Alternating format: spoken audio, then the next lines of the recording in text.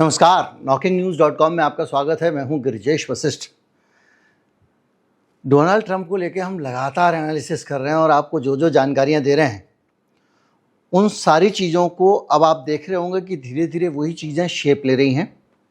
भारत पर उसका प्रभाव जो है वो भी वैसे ही आ रहा है और हम आपको हर दिन कोई एक नया बदलाव हम देख रहे हैं जो अमेरिका को उलट रहा है। ये आदमी जो गोरबाचेव है अमेरिका का, वो अमेरिका की रोज एक कहीं ना कहीं एक नींव जो है उसको ठोक रहा है और उसको नुकसान पहुंचा रहा है। आज बात होगी और भी खतरनाक स्थिति की। मैंने कल आपको बताया था कि किस तरह से वहाँ का मिडिल क्लास इतनी बुरी हालत में पहुँच गया है कि राशन उधार लेके खाना पड़ रहा है। ये अमेरिका की स्थिति है। उससे पहले मैंने आपको बताया था कि किस तरह से भारत के और अमेरिका के दोनों नेताओं ने बेरोजगारी का हाल कर रखा है और अमेरिका बेरोजगारी के ज़बरदस्त संकट से गुजर रहा है और स्थिति ठीक वैसी है जैसी भारत में है, क्योंकि नीतियां दोनों की करीब करीब एक तरह की रोजगार के मामले में देखी गई हैं। आज मैं जो बताने जा रहा हूं वो और भी खतरनाक है। आमतौर पे लाला सेठ, गिरधारी लाल, बड़े बड़े इन्वेस्टर वगैरह इन नेताओं की जो उठापटक होती है उससे बचे रहते हैं, क्योंकि नेता उनको दिमाग में रख के नीति बनाते हैं।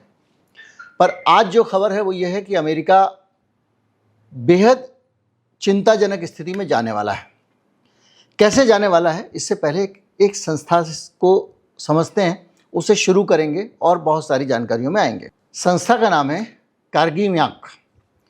कार्गी मिन्याक जो है वो एक फ्रांसीसी कंपनी है, असेट मैनेजमेंट कंपनी। जो लोग नहीं जानते असेट मैनेजमेंट कंपनी क्या होती है, उनको बता दूं कि ये वो कंपनियां हैं जो लोगों के पैसे, अमीरों के पैसे जो होते हैं ना, उनके इतने पैसे होते हैं उनको ये नहीं पता होता मैं पैसे को कहाँ लगाऊं कहाँ ना लगाऊं। अगर यही लगाने लग जाएं तो उनका दूसरा काम ही नहीं बचेगा, इसी में फंसे रह जाएंगे, बल्कि ये भी नहीं कर पाएंगे। तो जिनको करोड़ों अरबों रुपए लगाने पड़ते हैं वो लोग कंपनियों को रख लेते हैं, भाई मेरे पैसे का हिसाब किताब रखो। तो वो आपका कहाँ ज़मीन खरीदनी है, कहाँ क्या करना है, कहाँ शेयर, हिसाब करते रहते हैं। तो ये एक बड़ी एसेट मैनेजमेंट कंपनी है और फ्रांस की है, और वो म्यूचुअल फंड और ऐसे शेयर, बॉन्ड, इस तरह की जगहों पर पैसा मैनेज करती है। यानी सीधे सीधे जो दुनिया में निवेश आ रहा है उस निवेश के अंदर इस कंपनी की एक बहुत बड़ी भूमिका है, क्योंकि ये हज़ारों करोड़ रुपए का इन्वेस्टमेंट करती है। इस कंपनी ने हाथ खड़ा कर दिया है और कहा है कि भाई हम अमेरिका में पैसा नहीं लगाएंगे। इस कंपनी में चीफ इकोनॉमिस्ट हैं राफेल गालार्डो, और उन्हें ब्लूमबर्ग से एक ब्रीफिंग में कहा कि अमेरिका अब इन्वेस्ट करने के हिसाब से भरोसेमंद नहीं रह गया है। अगर कोई देश इन्वेस्ट करने के हिसाब से भरोसेमंद नहीं रह गया है, ये छोटा स्टेटमेंट नहीं है। इस स्टेटमेंट को समझना है तो आपको देखना पड़ेगा तुर्की का हाल। जब वहाँ पे एर्दोगान ने पूरा कारोबार संभाला था, उसकी जो दशा हुई थी। पिछले दिनों जब चीन में उठापटक हुई थी, उसने बहुत सारी आईटी कंपनियों को इधर उधर कर दिया था, बहुत सारे उसके बैंकों की दशा खराब हुई थी, तब उसको इस दर्जे में डाला गया था। दुनिया की जो ऐसे 2-4 जगहों पर ऐसे उदाहरण हुए हैं जबकि किसी देश को इतना जोखिम भरा माना गया हो। और ये जो है अमेरिका फर्स्ट जो है वो ग्लोबल इकोनॉमिक अनार्की बन गया है।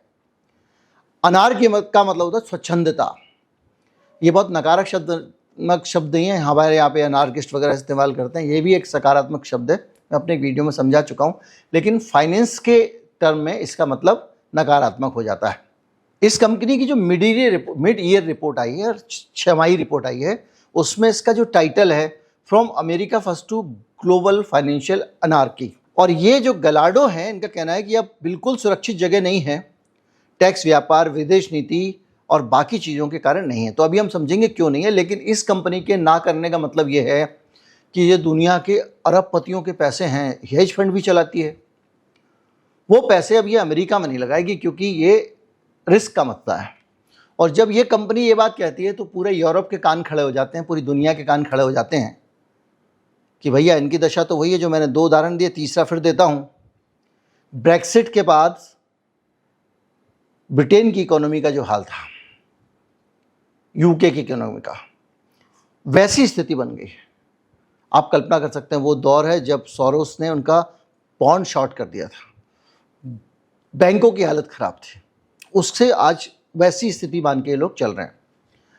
इसमें कारण जो बताए गए हैं वो ये बताए गए हैं कि बहुत बुरी स्थिति है। रिवेंज टैक्स जो लगाया है ट्रंप ने, वही टैरिफ जो दूसरों के ऊपर, वो भेदभावपूर्ण है और इसके कारण जो है वो एक अनसर्टेनिटी है। पता नहीं कल किस इंडस्ट्री का क्या होगा, किस उद्योग पे क्या असर पड़ जाए, कब ट्रंप कौन सा एडजस्टमेंट कर ले। इसके साथ साथ एक और कंपनी है अलायंस एससी, उसके डॉलर में उसने ये कहा है कि 5% गिरावट आ जाएगी डॉलर में। मैं भी आपको बता चुका हूँ क्यों आएगी, क्योंकि अमेरिकी शेयर बाजारों में बिकवाली हो रही है। 10% के करीब लोग वहाँ से पैसा निकाल ले रहे हैं।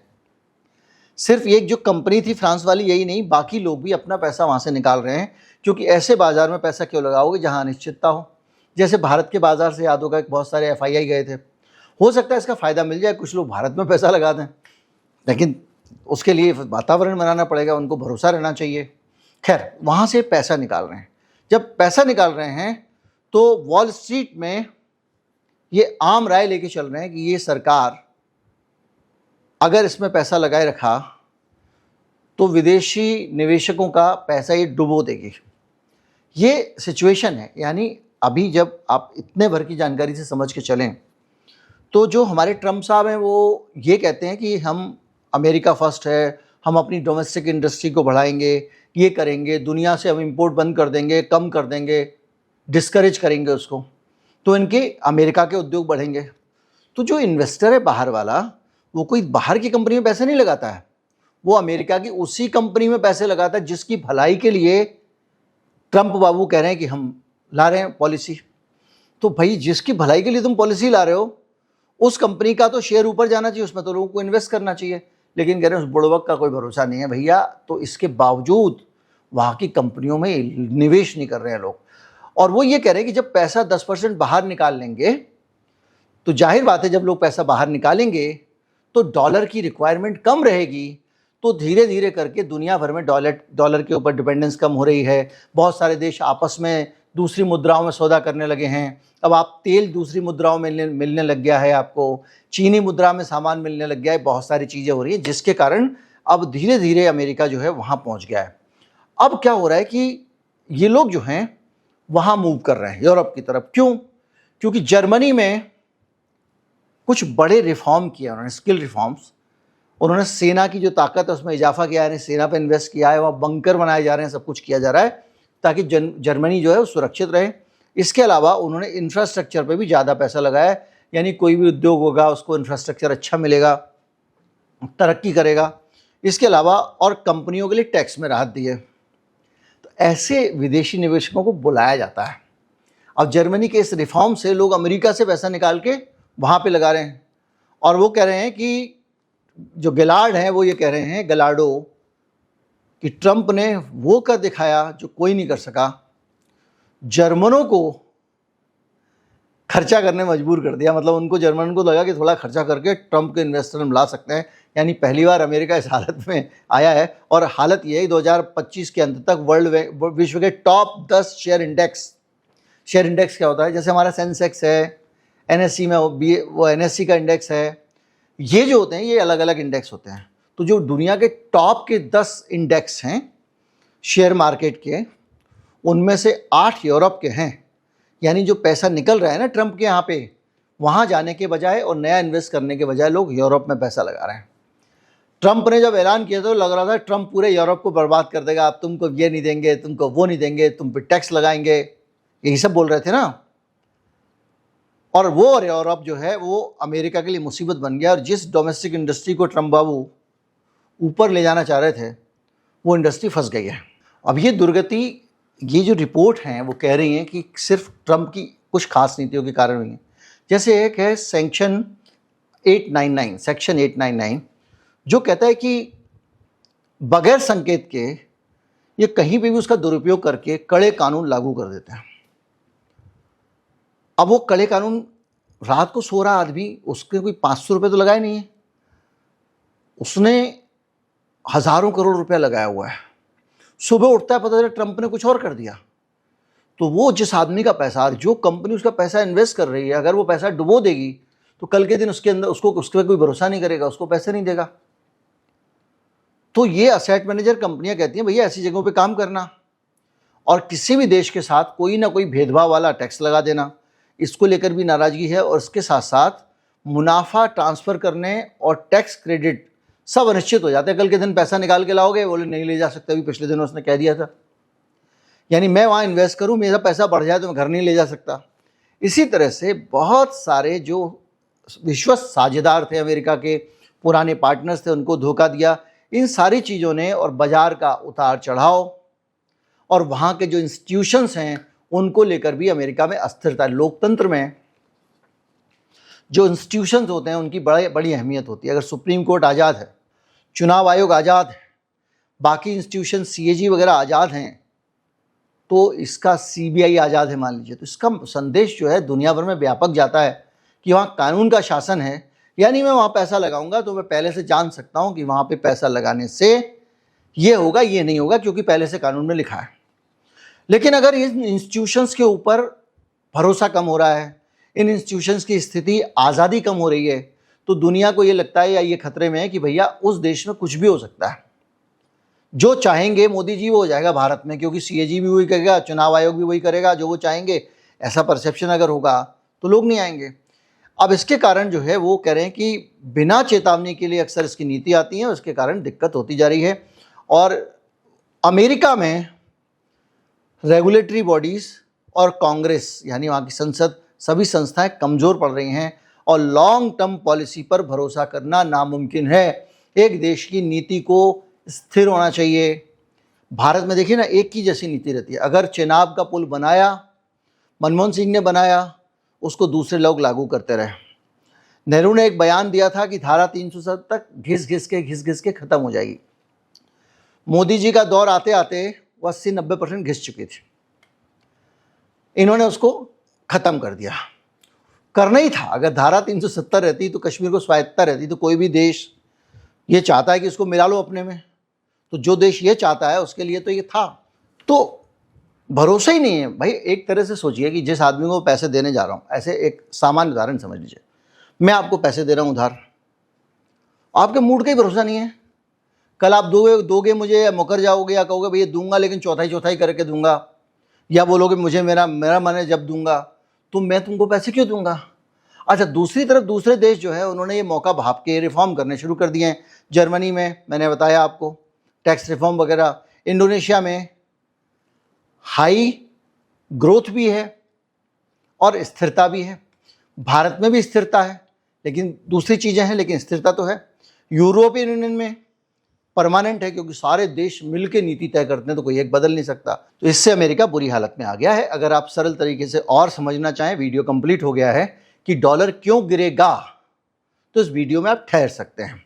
दरअसल क्या है कि अमेरिका में जो विदेशी निवेश जितना जितना कम होता जाएगा, भाई अमेरिका में अगर कुछ सामान मैं खरीदने जाऊं तो मुझे डॉलर चाहिए होंगे ना, तो मैं अगर वहाँ शेयर खरीदने जाऊं तब भी मुझे डॉलर चाहिए होंगे। तो जब मैं शेयर खरीदने जाऊंगा तो मुझे क्या करना पड़ेगा, डॉलर का इंतज़ाम करना पड़ेगा। यानी मार्केट में डॉलर बिकेंगे। जब डॉलर बिकते हैं बाज़ार में, जिस चीज़ की मांग ज़्यादा होती है उसकी कीमत बढ़ जाती है, तो डॉलर का दाम बढ़ जाता है। तो इससे क्या है कि विदेशी निवेश घट रहा है, मतलब अब लोग कम डॉलर खरीद रहे हैं, तो इसके कारण डॉलर की मांग कम हो रही है, जिसके कारण उसकी कीमत गिर रही है। इसके साथ साथ अमेरिका का व्यापार घाटा और बजट का घाटा, बजटी घाटा दोनों कम हो रहे हैं। व्यापार घाटा क्या होता है, ये अमेरिका जितना एक्सपोर्ट करता है जितना इंपोर्ट करता है, तो वो एक्सपोर्ट से ज़्यादा इंपोर्ट, ये सिचुएशन है। तो उसके कारण क्या हो रहा है, उसके ये बढ़ रहा है, तो क्या हो रहा है कि निर्यात तो कम कर रहा है, आयात ज़्यादा कर रहा है। तो जब निर्यात ज़्यादा होगा अमेरिका से, तो सामने वाले को डॉलर चाहिए होगा, अमेरिका से माल खरीदना है। लेकिन जब आयात ज़्यादा होगा तो डॉलर की डिमांड नहीं होगी। जब डिमांड नहीं होगी तो डॉलर का दाम नीचे गिर जाएगा। इसके साथ साथ ट्रंप के जो कानून हैं नए, वो काफ़ी खर्चीले हैं और उससे उनका बजट घाटे का बनेगा। जैसे कि tax cut, infrastructure bill, defence budget वगैरह वगैरह, टैक्स कम किया उसने दिखाने के लिए, इंफ्रास्ट्रक्चर पे खर्चा कम कर दिया। इसके साथ साथ डिफेंस बजट के कारण भी जो है सरकार भारी कर्ज ले रही है। इस वजह से क्या हो रहा है कि अमेरिकी बॉन्ड लोग खरीद नहीं रहे हैं। भाई अमेरिका का बॉन्ड लोग खरीदते हैं तो अमेरिका के पास पैसे आते हैं, लेकिन लोग अमेरिकी बॉन्ड नहीं खरीद रहे हैं। तो अमेरिका को क्या कर रहा है अपने RBI में छाप के, जो उनका RBI है, फेडरल रिजर्व, वहाँ छाप छाप के नोट लोगों को दे रहा है।